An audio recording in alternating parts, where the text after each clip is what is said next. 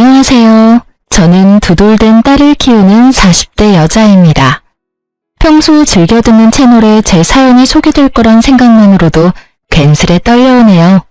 그럼 시작해볼게요. 저와 남편은 10년차 부부였습니다.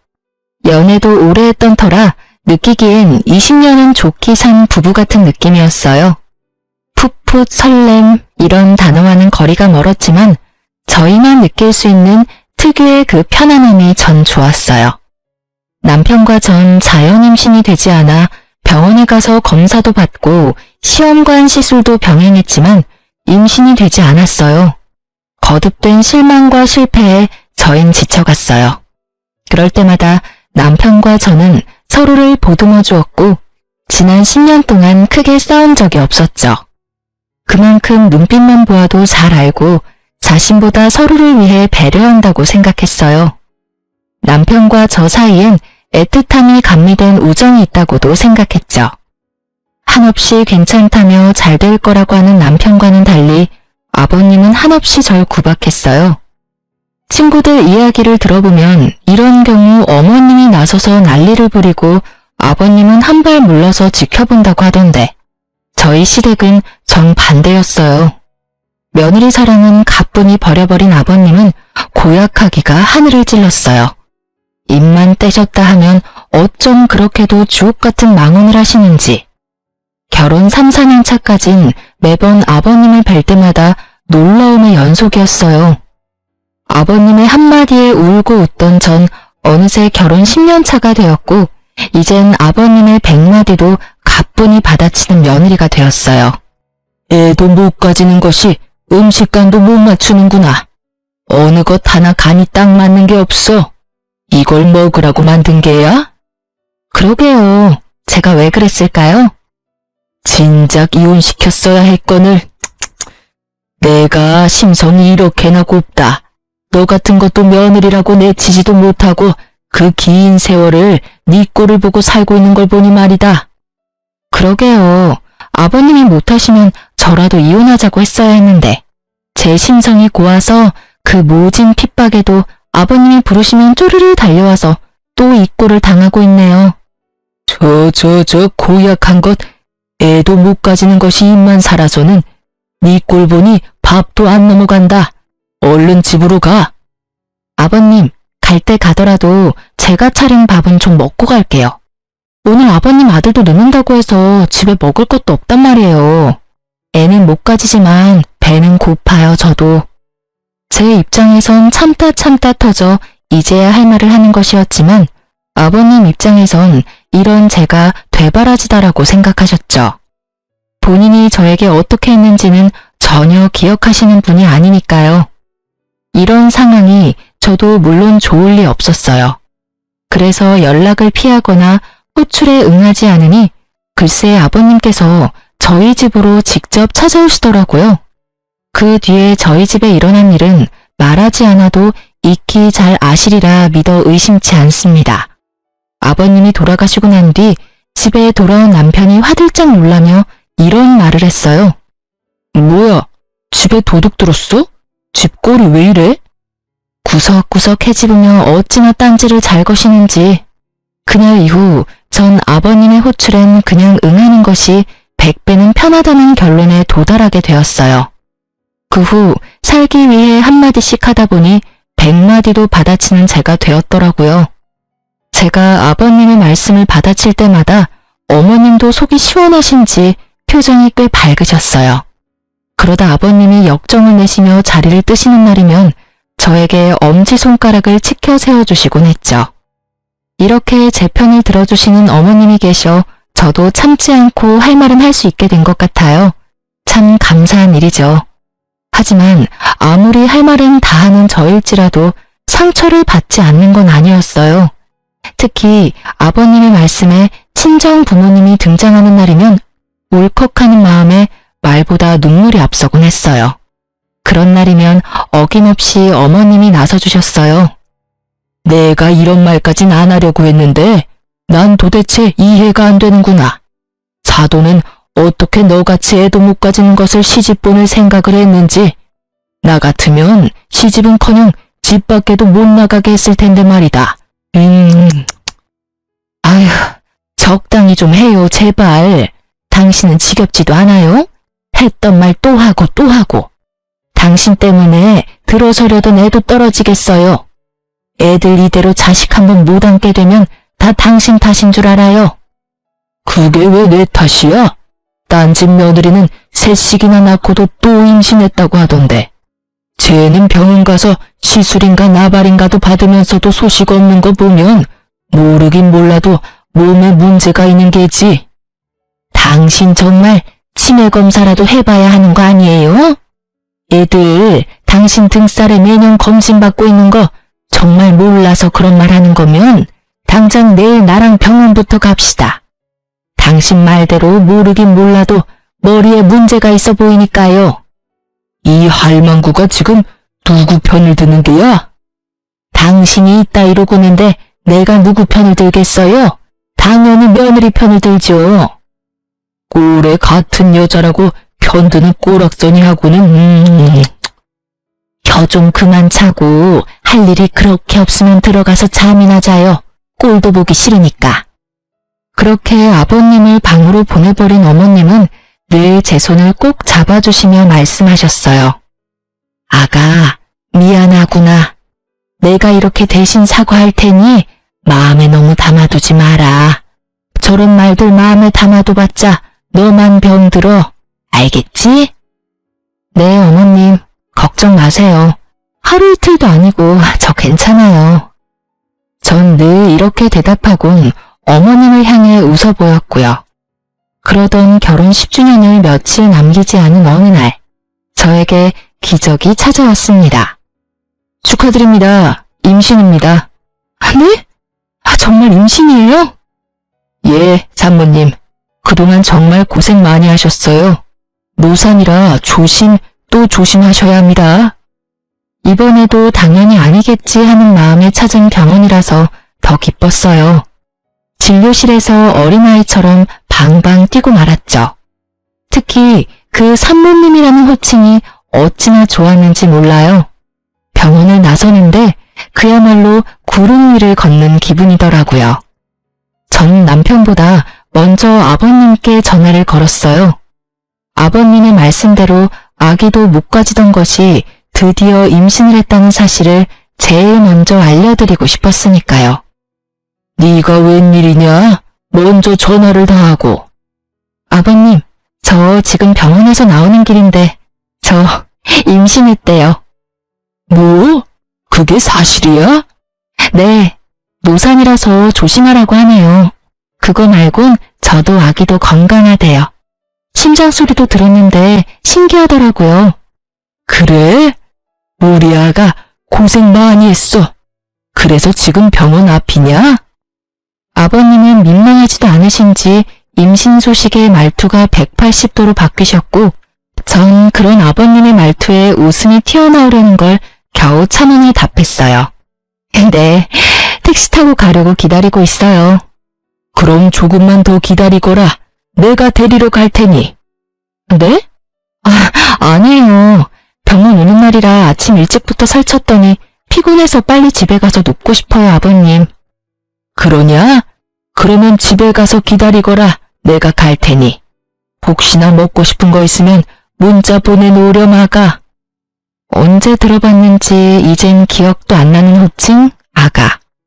아버님은 저를 아가라 불러주시며 완전히 다른 사람이 되어 저를 대해주시더라고요. 달라도 너무 다른 언행에 당혹스럽기도 했지만 앞으로 펼쳐진 행복한 미래를 생각하니 꼭 나쁘지만은 않았어요. 이제 고생 끝, 행복 시작이라고 생각했던 것도 같아요. 아버님은 그날부터 임산부에게 좋다는 것은 다 사오셨고 어머님은 조금이라도 무리를 하면 안 된다며 집으로 도우미를 불러주셨어요. 그리고 남편은 그동안 고생했다며 울더라고요. 당신 그동안 고생 많았지? 미안하고 고마워. 나만 고생했나 뭘? 당신도 고생했지. 그런데 당신 울어? 눈물이 계속 나네. 어이구, 남자가 울기는. 하긴 그동안 우리 고생한 거 생각하면 남자 여자 상관없이 대성통곡을 하고도 남지 뭐. 여보, 우리 이 아기 세상 밖으로 나올 때까지 잘 지켜주자. 알겠지? 알겠어. 남편과 전 임신 전보다 애틋해졌다고 생각했어요.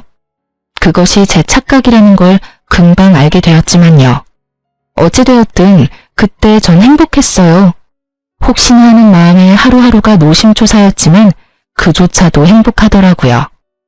뱃속의 아기는 잘 자라주었고 남편이 바빠 함께 검진 간 적이 없다는 것만 빼면 남편에게 불만도 없었고 사이도 좋았어요. 무엇보다 아버님이 너무 잘해주시니 그것만으로도 너무 좋았죠. 그렇게 전 결혼 생활 10년을 통틀어 가장 행복한 시간을 보내고 있었어요.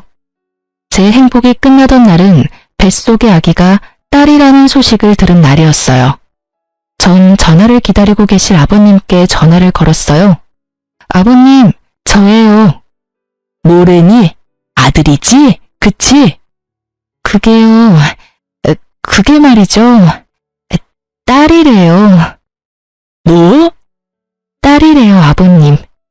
제 차 딸임을 확인한 아버님은 그냥 전화를 끊어버리셨어요. 섭섭해하실지는 알았지만 생각보다 과한 반응에 당황스러움이 몰려오며 걱정이 되더군요. 제 우려는 현실이 되었고 아버님의 귀한 대접은 더 이상 없었습니다. 대접은커녕 임신 전보다 더 심해지셨죠. 저도 상황이 그렇게 되니 더는 당하고만 있을 순 없겠더라고요. 제 아기를 지켜야 했으니까요. 너 당장 집에 좀 와서 일 좀 거들거라. 오늘 점심엔 해물탕이 먹고 싶으니 장도 좀 봐서 오고. 저번엔 꽃게가 적어서 영 별로더라. 이번엔 많이 좀 사오너라. 남으면 꽃게찜도 좀 하고. 죄송한데 저 못 가요, 아버님. 무엇이 어째? 저 노산이어서 조심해야 하는 거 아시잖아요.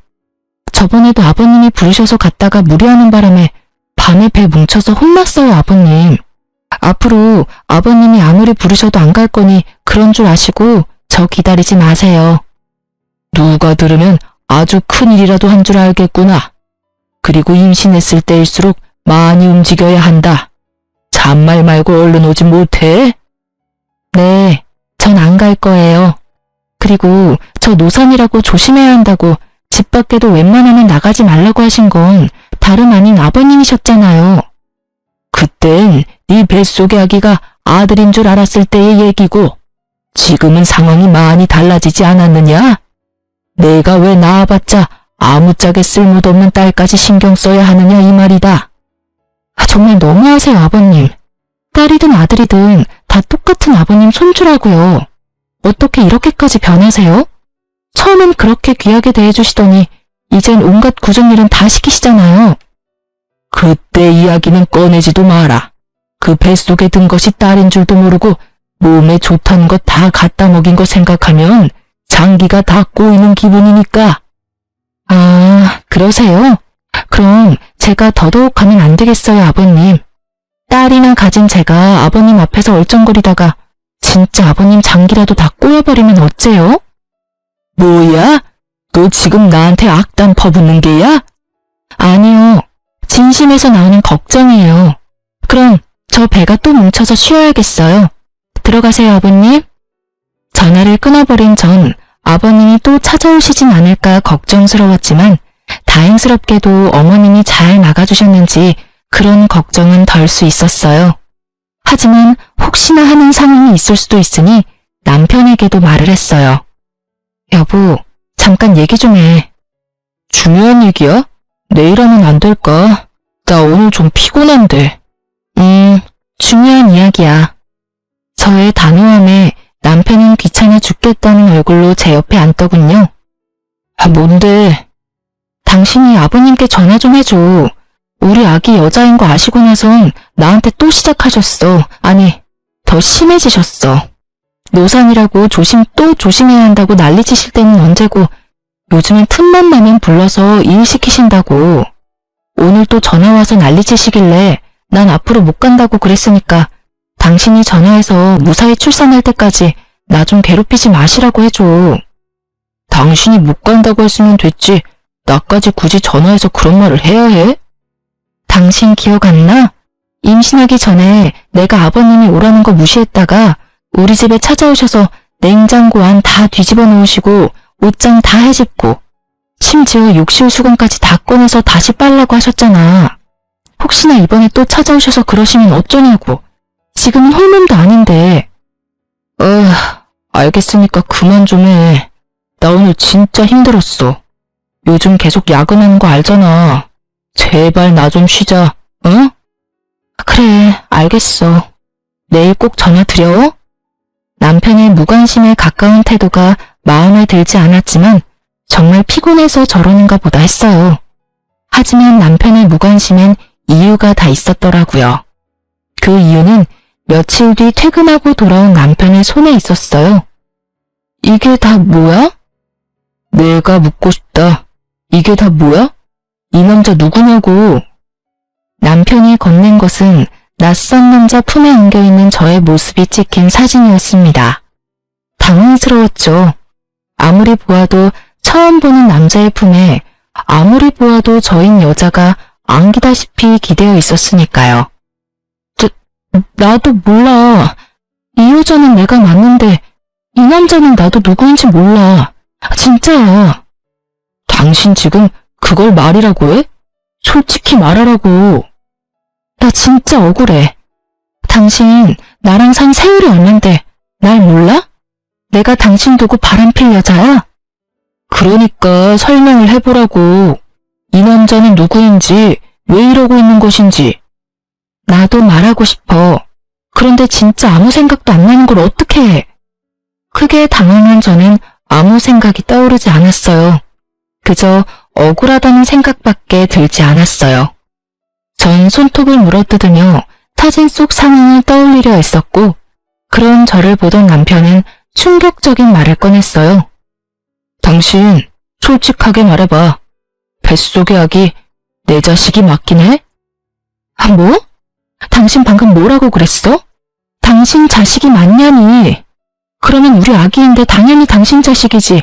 누구 아기겠어? 아니, 상황이 그렇잖아.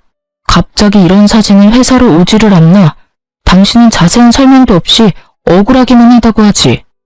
입장 바꿔 당신이 나라면 의심 안 되겠어? 나 이 사진 보는데 진짜 당신한테 배신감도 들고 믿을 수도 없어서 당장 이혼하고 싶은 거. 우리 함께한 세월이 있으니 마지막으로 변명이라도 들어보려고 온 거야. 그런데 아무 말도 못하는 당신 보니까 정말 실망스럽다. 전 정말 억울해 미칠 것만 같았습니다. 정말 기억이 안 나서 할 말이 없는 것인데 없는 기억을 만들어낼 수도 없는 노릇이고 너무 억울하더라고요. 아무 말도 하지 못하고 남편이 하는 말만 죄인처럼 듣고 있던 그때 제 머릿속에 번쩍하고 기억 하나가 스쳐가더라고요. 사진 속 그날의 기억이요. 전 최대한 차분히 그날의 기억을 남편에게 전달하려 애썼어요. 아, 나 기억났어. 그날 어머님이 편찮으시다는 연락받고 식사라도 챙겨드려야겠다 싶어서 장보고 나오던 길이었는데 그 남자랑 부딪혔어. 그 바람에 장본 걸 다 떨어뜨렸고 급하게 줍고 일어나는데 갑자기 너무 어지러운 거야. 당신도 알잖아. 나 임신하고 빈혈 심해진 거. 내가 갑자기 비틀거리니까 그 남자가 부축해주더라고. 나도 너무 어지럽고 쓰러질 것 같아서 모르는 사이에 기댄 것 같은데 그 타이밍에 이런 사진이 찍혔나 봐. 그러고 나서 그 남자가 가방에 임산부 배지를 보고선 날 부축해서 택시 타는 곳까지 데려다 주더라고. 정말 그게 다야. 남편은 헛웃음을 지어 보였지만 사진의 진실은 이것이었어요. 심지어 제가 그 남자에게 기대었다는 것도 사진을 보고 알았을 정도로 찰나의 순간이었고요. 저의 설명에도 남편의 눈빛은 차가웠고 저는 지은 죄도 없는데 괜히 남편의 눈치를 살피고 있었어요. 그 순간 남편의 입에선 단 한 번도 상상할 수 없는 말이 흘러나오더라고요. 우리 이혼하자. 뭐? 이혼? 당신 진심이야? 나 당신 못 믿겠어. 지금 당신이 하는 말 다 거짓말 같고 당신 뱃속에 있는 아기도 의심스러워. 당신 내 성격 알지? 한 번 아니면 끝인 거. 지금이 그래. 이미 당신을 의심하기 시작해버렸고 쉽게 돌릴 순 없을 것 같아. 여보, 진짜 아니라니까. 내가 어떻게 해주면 믿을래? 그래, 유전자 검사라도 해줘. 그럼 되겠어? 다 오해라잖아. 이런 일로 우리가 이혼한다니 그게 말이나 된다고 생각해? 그 뒤로도 저는 남편을 설득했지만 소용없더라고요. 남편은 확고했고 저의 애원에도 단호하게 뿌리친 남편은 간단한 짐을 챙겨 집을 나가버리더라고요. 믿기지 않는 상황에 눈물도 나지 않았어요. 고작 이런 사진으로 17년 세월이 물거품이 되어버렸다는 사실이 아무리 생각해도 믿기지 않았으니까요. 전 뜬눈으로 밤을 지새웠고 시부모님의 도움을 구해보고자 시댁으로 향했어요. 대문 앞에선 저는 크게 심호흡했어요. 어떻게 말을 꺼내야 할지 모르겠더라고요. 숨을 고른 전 벨을 눌렀고 인터폰을 통해 아버님의 목소리가 들려왔어요. 누구세요? 저예요, 아버님. 문 좀 열어주세요. 문은 열리지 않았고 대신 아버님이 나오셨어요. 손에 물이 가득 담긴 대야를 든 아버님이요. 지금 뭐 하시는... 아버님은 대야 가득한 물을 저에게 들이부으셨고 전 그야말로 물에 빠진 생쥐꼴이 되었어요. 갑작스러운 물벼락에 깜짝 놀란 제가 소리를 지르니 아버님이 더 큰 소리로 호통을 치더라고요. 여기가 어디라고 찾아와? 네, 다 들었다. 어디 감히 네가 주제도 모르고 바람을 피워? 아버님, 그게 오해예요. 10년을 보셨으면서 모르시겠어요? 난 모른다. 그러니 썩 꺼져. 한 번만 더 찾아오면 물이 아니라 오물을 뿌려버릴 테니 찾아올 생각은 하지도 마라. 저런 배은망덕한 것 같으니라고. 아버님, 아버님, 아버님! 저는 애타게 아버님을 불러보았지만 아버님은 참 냉정히도 들어가 버리시더라고요. 진짜 딴 남자한테 견눈질이라도 준 적이 있었다면 이렇게 억울하진 않았을 텐데. 오해에서 비롯된 상황 때문에 물벼락까지 맞아버리니 말 그대로 미치고 팔짝 뛰겠더라고요. 전 그대로 남편의 회사로 찾아갔고 회사 앞에서 웃으며 나오는 남편과 마주할 수 있었어요. 처참한 몰골의 저와는 달리 밝게 웃는 남편을 보는데 배신감이 확 밀려오더라고요. 쫄딱 젖은 저를 발견한 남편은 밝았던 표정은 온데간데 없어지고 잔뜩 굳은 표정으로 저를 인적 드문 골목으로 데리고 갔어요. 지켜보는 눈이 사라졌다 싶으니 저를 잡았던 손을 신경질적으로 놓고는 말을 꺼냈어요. 당신 제정신이야? 회사 앞에 찾아오면 어떻게 해? 그것도 이 꼴을 하고선 누구 개망신 주려고 작정한 거야? 도대체 생각이 있어 없어? 당신은 지금 당신 망신당할 걱정밖에 안 돼? 내가 어쩌다 이렇게 홀딱 젖었는지 우리 아기는 괜찮은지 그런 걱정은 전혀 되지 않는 거야? 내가 바람 피운 당신이랑 누구 자식인지도 모르는 아기 걱정까지 하길 바라는 거야? 나한테 너무 과한 걸 바라는 거 아니야? 오해라고 했잖아. 아니라고. 난 정말 아니라니까? 당신 이러는 거 진짜 사람 질리게 하는 거 모르지? 아, 뭐? 사실 이젠 그 사진이 오해든 아니든 상관없이 당신이란 여자랑 더 못 살 것 같아. 부부 사이에 믿음이 없는데 어떻게 같이 살아? 몸도 무거운데 괜히 고생하고 다니지 말고 그냥 이혼해. 마지막 부탁이야. 그럼 나 가볼게. 남편과 저 사이엔 그래도 우정 정도는 남았겠지 했는데 냉정하게 돌아서는 남편을 보니 저도 오만정이 떨어지더라고요. 그러면서 모든 상황이 받아들여지며 그제야 눈물이 나기 시작했어요. 전 그대로 주저앉아 배를 감싸 안고 울었어요. 저보다 아기가 더 불쌍해 눈물이 멈추지 않더라고요. 하염없이 울고만 있던 그때 어떤 남자가 다가왔어요. 전 인기척에 고개를 들었고 그 남자의 얼굴을 확인하는 순간 자리에서 벌떡 일어설 수밖에 없었어요. 그 남자는 바로 사진 속 그 남자였어요. 맞죠? 그때 저 도와주셨던 분 맞으시죠? 네, 맞긴 한데 움직일 수는 있으시죠? 괜찮다면 여기서 먼 곳으로 가서 드릴 말씀이 있는데 괜찮으실까요? 네. 저도 부탁드릴 게 있어요. 가시죠. 저와 그 남자는 택시를 타고 남편의 회사에서 꽤 떨어진 카페에 도착했고 그곳에서 전 충격적인 이야기를 들을 수 있었어요. 정말 죄송합니다. 전 진짜 일이 이렇게까지 될지 모르고 청 부장님이 시키는 대로 했을 뿐인데 정말 죄송합니다. 죄송하다뇨? 그리고 성 부장님이라면 저희 남편이요? 네, 그게 부장님께서 사모님 골탕 좀 먹이려고 그런다고 사진 몇 컷만 찍혀주면 된다고 하셔서 그런 짓까지 하게 됐습니다. 기껏 골탕이나 먹이려고 이런 짓까지 해야 하나 싶기도 했지만 부탁만 들어주면 승진은 보장된다는 부장님 말씀에 깊이 생각하지 못하고 사모님께 큰 잘못을 저질렀어요. 정말 죄송합니다. 그러니까 남편이 부탁해서 일부러 저한테 접근하셨단 말씀이세요? 네. 저희 남편이 왜요? 도대체 저희 남편이 왜 저한테 그런 짓까지 하는 말이에요? 그게 그 뒤에 안 사실인데 알고 보니 청 부장님 저희 회사 신입사원이랑 바람을 피우고 계시더라고요. 저도 정말 몰랐어요. 우연히 두 사람 손잡고 가는 모습을 보고 저도 정말 많이 놀랐어요.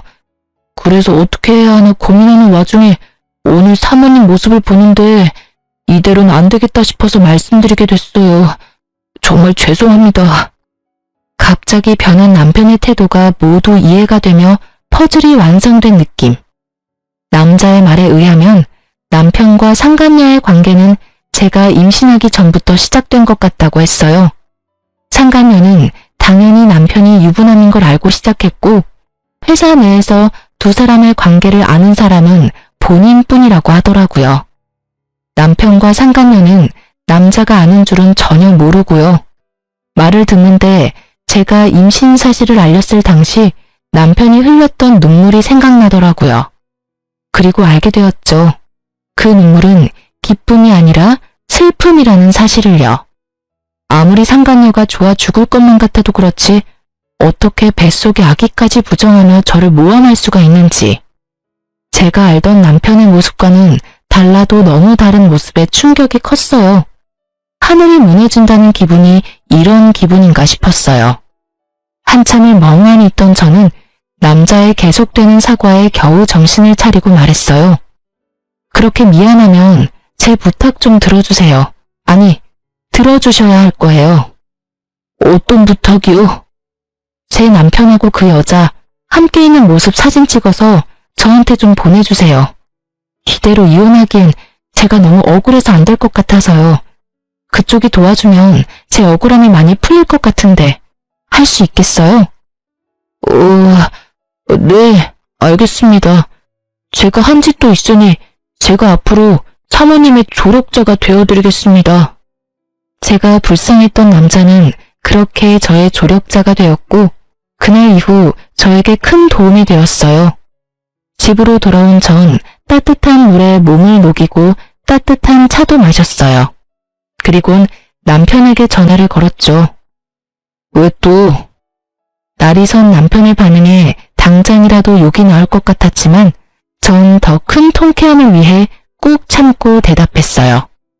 이혼하자. 당신 소원대로 이혼해 줄 테니까 우선 집에 들어와. 이번 주는 나도 바쁘고 다음 주에 법원 가자. 법원 가기 전까진 집에 들어와서 남편으로 해야 할 도리를 다해. 당신이랑 나랑 연애까지 다 합치면 17년인데 이대로 끝나는 건 함께한 날들에 대한 예의가 아니지 않아? 그래. 내가 집에만 들어가면 확실하게 이혼은 하는 거지? 당신이 이혼하지 말자고 울고불고 매달려도 할 거니까 집에나 들어와. 그리고 이 집은 내가 가질게. 이 집 살 때 내 돈이 더 들어갔던 거 기억하지? 나머지 당신 돈은 내가 10년 동안 당신 집에 일해준 노동비, 일시불로 결제했다고 생각해. 괜찮지? 아, 그래. 그러자. 그럼 다음 주에 법원 가는 걸로 알고 있을게. 이혼이 급한 남편은 제 요구를 받아들였고 전 쉽게 집을 챙길 수 있었어요. 그날 저녁 남편은 11시가 넘어서야 집으로 돌아왔고 거실 소파에서 자더군요. 전 잠든 남편을 재차 살피곤 조용히 남편의 휴대전화를 들고 방으로 들어왔어요. 당연히 비밀번호가 설정되어 있었지만 문제가 될 것이 없었어요. 저에겐 든든한 조력자가 있었으니까요. 저의 조력자는 제가 비밀번호 때문에 고민하자 자신에게 맡겨달라 하더니 하루 종일 남편을 쫓아다닌 것인지 그날 저녁 비밀번호를 알아내 알려주더라고요. 그 덕분에 저는 남편의 비밀번호를 손쉽게 풀어 증거를 수집할 수 있었어요. 문자를 살펴보던 저는 예상치 못한 대화를 보게 됐어요. 그것은 남편과 아버님의 대화였는데 내용이 충격 그 자체였죠. 알고 보니 아버님은 남편에게 여자가 생긴 것을 진작 알고 계셨고 제가 임신을 하니 정리하라고 하셨다가 뱃속의 아기가 딸임을 아시곤 저희의 이혼을 부추기다 못해 저를 모함할 계획까지 친히 세워주셨더라고요. 대화를 나눈 시간을 보니 주로 어머님이 주무실 때였고 통화는 주로 어머님이 문화센터에 계실 시간에 한 것을 보아하니 오로지 두 사람의 계획임을 알 수 있었죠. 여자한테 미쳐서 자식을 부정하는 남편이나 손자한테 미쳐서 며느리를 함정에 빠뜨리는 아버님이나 정상이 아니기는 매한가지였죠. 어쩜 그렇게 뻔뻔할 수 있는지. 사건의 전말을 다 알게 된 저는 분노의 힘으로 차곡차곡 증거를 모았고 법원에 갈 때쯤에 증거가 차고도 넘치는 상태가 되었어요. 결전의 날이 되었고 전 남편과 함께 법원으로 들어가기 전 카페에 들러 마지막 인사를 나누기로 했죠. 나 같은 놈 있고 행복하게 잘 살아. 남편 놈은 인재야 죄책감이라도 느껴지는 것인지 눈물을 글썽이더라고요. 이젠 참을 필요가 전혀 없는 저는 이제껏 모았던 사진을 남편 놈의 얼굴에 던지며 말했어요. 눈물 떨어뜨리기 전에 이거부터 봐. 이게 뭐야? 뭐긴 뭐야. 사실 바람은 네 놈이 피고 있었다고 뒷받침해주는 증거들이지. 그게 무슨 말이야? 바람이라니. 말도 안 되는 소리 그만하고 이제 법원 가자. 이혼해야지. 얼굴에 핏기라곤 없는 남편 놈은 발뺌하기 시작했고 전 나머지 증거들도 보여주었죠. 이건 너랑 그 여자랑 나눈 대화. 이건 네 사진첩에 있던 두 사람의 다정한 모습. 이건 너랑 네 아버지가 나눈 대화. 이래도 발뺌할 거야? 이게 다 너 때문이잖아. 그러게 10년 동안 안 되던 임신이 왜 갑자기 돼서는 날 이렇게까지 하게 만들어? 그냥 임신을 이유로 이혼하게 됐으면 얼마나 좋았냐고. 왜 임신으로 내 발목을 잡냐고. 사실 진심 어린 사과를 했다면 위자료만 받고 이혼해 주려고 했어요. 17년이란 세월이 저의 마음을 약하게 만들었거든요. 하지만 끝까지 제 탓을 하는 남편을 보니 제가 약해질 필요가 없음을 깨달았죠. 무릎을 꿇고 싹싹 빌어도 모자랄 판국에 이 와중에도 내 탓을 한다고? 이제 보니 너 아버님을 많이 닮았네. 아주 뻔뻔하기가 하늘을 찌르고도 남겠어? 내가 그간 함께한 세월을 생각해서 적당히 하고 넘어가 주려고 했는데 너 하는 꼴을 보니 적당히 해선 안 될 것 같네. 일단 위자료는 당연히 받아낼 거고 상간녀 소송도 진행할 거야. 신입사원이라고 하던데 걔는 돈 좀 있어? 없으면 당신 대신 줘도 되니까 한 푼도 빼지 말고 다 내놔야 할 거야. 상간녀 소송? 꼭 그렇게까지 해야겠어? 꼭 그렇게까지 네가 했던데? 그러게 왜 이런 상황까지 만들어. 차라리 솔직하게 말했으면 이런 상황까진 오진 않았을 텐데. 어찌되었든 네가 원하는 이혼은 해줄 테니 돈 아끼지 말고 전부 내놔. 남편님은 저의 뜻대로 다 해줄 수밖에 없었고 그렇게 전 성공적으로 이혼을 할 수 있게 되었어요. 위자료가 입금되던 날 전 모든 증거를 남편의 회사로 보내버렸고 그냥 외도 사실도 공분을 살 짓인데 임신한 아내를 모함까지 하며 이혼하려고 했던 사실이 부장이라는 타이틀에 제대로 먹칠을 해버린 거죠. 회사에서 당장 해고 조치가 이루어졌고 두 사람은 사내 직원들의 입소문에 오르내리며 아주 화려한 퇴사를 하고 말았죠. 남편의 뻔뻔함이 부른 결과가 꽤 만족스럽더라고요. 자기 아들이 회사까지 쫓겨나는 상황이 되어버리자 전 시부가 머리 끝까지 화가 난 채로 왔어요. 이런 상황을 예상했던 저는 친정아빠에게 한동안 함께 있길 미리 부탁했고 드디어 제 한알 풀 날이 왔다고 생각했어요. 아무것도 모르는 전 시부는 현관문을 두드리며 온갖 욕을 퍼부어대셨고 아빠는 현관문을 열자마자 며칠 전부터 채워두셨던 물 양동이를 아버님의 머리 위로 부어버리셨어요. 그리곤 제가 들은 말을 그대로 돌려주셨죠. 썩 꺼지지 못해? 여기가 어디라고 찾아와서는 남의 집 귀한 딸한테 욕짓거리야 욕짓거리가. 다시 한번 찾아왔다간 물이 아니라 오물을 확 뿌려버릴 테니 두 번 다신 찾아올 생각도 하지 마. 당장 꺼져! 풍채가 남다른 아빠의 호통에 전 시부는 겁에 질려 달아나더군요. 얼마나 무서우셨으면 발이 꼬여 두 번이나 넘어졌는데도 벌떡 일어나 꽁지 빠지게 도망가시더라고요. 아버님이 다녀가시고 며칠 뒤 많이 수척해진 모습의 어머님도 찾아오셨어요. 어머님은 저에게 무릎을 꿇으시곤 용서를 구하시며 우시더라고요. 아가, 내가 대신 사과하마. 내가 자식을 잘못 키워서 네가 이런 몹쓸 짓을 당했어. 어머님, 이러지 마세요. 일어나세요. 아가, 네가 믿을지 모르지만 난 정말 몰랐단다. 두 사람이 그런 경악할 일을 꾸미고 있을 줄은 상상도 못했어. 알고 있어요. 그러니까 제발 일어나세요, 어머님. 저의 부탁에 어머님은 일어나셨고 저는 그런 어머님을 모시고 집안 소파에 앉혀드렸어요. 저의 손을 잡고 한참을 우시던 어머님은 어느 정도 진정이 되셨는지 목을 가다듬고 말을 꺼내셨어요. 나도 변호사 선임해서 이혼 진행하고 있어. 너한테 무슨 짓을 했는지 듣는데 도저히 그 영감이랑 살 수가 없겠더라고. 남은 세월이라도 편하게 살아보련다. 실버타운도 다 알아봐놨어. 이혼이요? 그리고 실버타운이라니 비쌀 텐데 어머님 돈 있으세요? 돈? 돈이야 많지. 네가 몰라서 그러는데 우리 집 재산 대부분이 내 명이란다. 네? 저는 놀랬고 어머님은 웃으셨죠. 알고 보니 어머님의 친정이 갑부였다고 하더라고요. 그래서 지금 시댁 재산은 거의 어머님의 것이고 시부는 어머님의 등골을 파먹으며 그간 사셨다고 했어요. 그러면서 통장 하나를 내미시더라고요. 이거 너 임신했다고 했을 때부터 준비해뒀던 거야.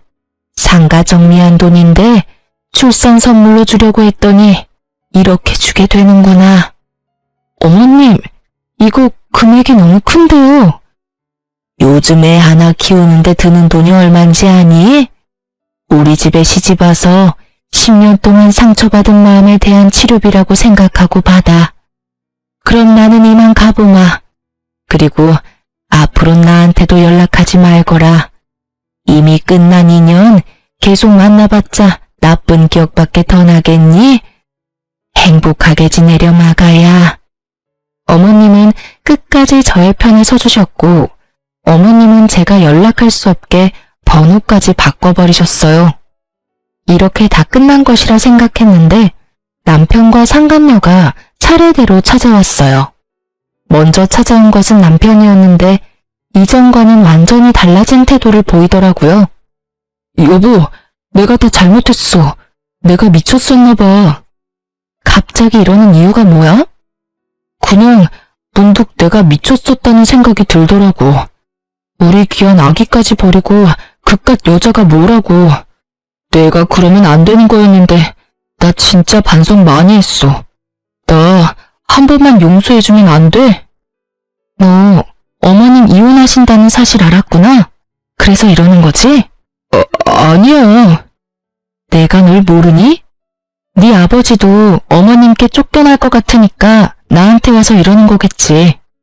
이젠 좀 솔직해지지 그래? 그게 사실은 당신 말이 맞아. 두 분 이혼하셨는데 아버지는 거의 가진 것도 없이 쫓겨나셨어. 거기다 나까지 쫓아내시더라고. 그래도 자식이라고는 나 하나밖에 없는데 어떻게 이러실 수가 있어. 정말 너무하셨잖아. 그렇지 않아? 그걸 왜 나한테 와서 물어? 네가 그렇게 좋아 죽고 못 사는 여자한테 가서 묻지. 그 여자랑은 진짜 헤어졌어. 상간녀 소송당하더니 애가 미쳐버리더라고. 그래서 이건 아니다 싶었는데 회사 잘리고 나선 연락도 안 돼. 뭐 어차피 헤어지고 당신한테 돌아오려고 했는데 잘 됐어. 사연을 들으며 바람 피운 남자들이 뻔뻔하게 굴 땐 저게 진짜일까? 하는 생각이 들었는데 그게 진짜이더라고요. 어쩜 이런 한심한 생각을 당연하다는 듯이 하는 것인지 한편으론 대단하다는 생각까지 들더라고요. 정신 좀 차려. 네가 다시 돌아온다고 하면 내가 두 팔 벌려 환영할 줄 알았어? 그 자신감은 도대체 어디서 나오는 거니? 뭐? 당신 나 없으면 꼼짝없이 우리 아기 혼자 키워야 하는데 자신 있어? 자신 없을 건 또 뭐야? 난 자신 있는데?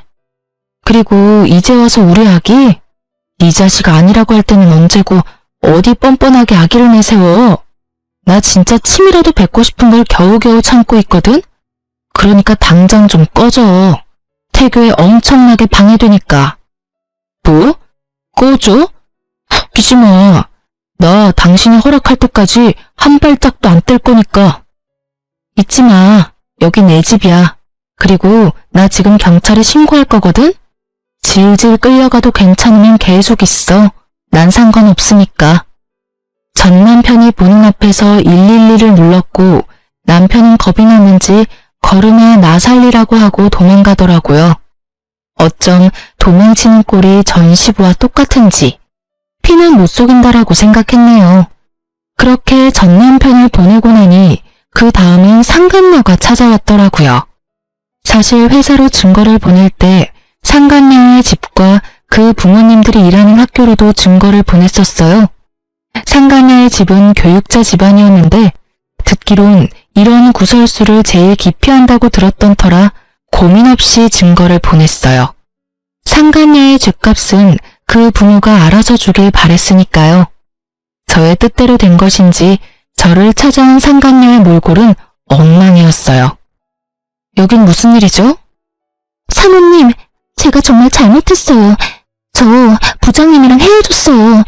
그러니까 저 한 번만 용서해 주시면 안 될까요? 용서? 내 용서가 필요해서 여기까지 찾아왔니? 그게 사실은요. 계속해서 말끝을 흐리는 상간녀에게 전 단호하게 밀어붙였어요. 시간 끌지 말고 본론만 해. 그게 사모님이 저희 부모님 좀 만나주시면 안 될까요? 만나서 다 오해였다고 말씀 한 번만 해주시면 안 될까요? 뭐? 저 회사에서도 잘리고 집에서도 쫓겨났어요. 친구들 사이에서도 소문이 퍼져서 갈 데도 없다고요. 사람 하나 살리는 셈치고 저희 부모님 만나서 사모님이 저랑 부장님 사이 오해했었다고 한마디만 해주시면 안 될까요? 말도 안 되는 부탁을 하는 상간녀를 보는데 헛웃음이 나더라고요. 남편이나 상간녀나 생각이 어쩜 이렇게도 없는지. 그야말로 뻔뻔한 환상의 커플이다 싶었어요. 야, 생각을 좀 해봐. 내가 그런 부탁을 들어줄 것 같아? 제발요. 제가 이렇게 빌게요. 이렇게 빌든 저렇게 빌든 난 그 부탁 절대 들어줄 생각 따위 없어. 내가 웬만하면 뱃속에 아기도 있고 해서 이 정도 선에서 끝내주려고 했거든? 남의 인생 망쳐봤자 뭐하겠어. 그렇다고 해서 내 인생이 돌아오는 것도 아닌데. 그런데 너 이러는 꼴을 보니 안 되겠다. 이미 저한테 할 수 있는 건 다 하셨잖아요. 아직 더 하실 게 남았어요? 남았지. 지금까진 네가 가진 것들이 사라졌지? 앞으로는 네가 가질 것들을 사라지게 할 거야. 난 앞으로 널 평생 쫓아다니면서 네가 한 짓들 다 알리고 다닐 거야. 네가 다시 취직을 하면 그 회사에 찾아가서 다 알릴 거고, 네가 결혼을 하면 그 결혼식장에 찾아가서 그 결혼 망쳐버릴 거야. 알겠어? 사모님, 꼭 그렇게까지 하셔야겠어요? 제가 이렇게 빌잖아요. 제가 불쌍하지도 않으세요? 그러는 넌 내가 불쌍하지도 않았어?